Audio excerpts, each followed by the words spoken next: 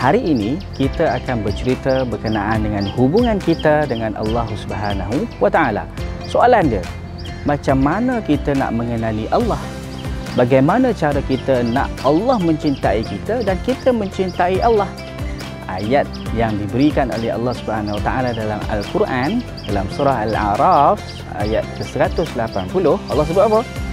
A'udzubillahi minasyaitanirrajim. Walillahil asmaul husna fad'uhu biha. Allah dah sebut dah. Dan bagi Allah Subhanahu wa Ta'ala itu adanya nama-nama Allah yang husna, nama-nama Allah yang baik, yang indah. Fad'uhu biha. Maka hendaklah berdoalah kita kepada Allah dengan nama-nama Allah yang husna. Nama Allah dengan nama manusia sangat berbeza. Manusia al-a'lam sahaja, tapi bagi Allah Subhanahu wa Ta'ala Asmaul Husna al-a'lamu wal awsaf. Contohlah, nama kawan kita tu Karim, kan?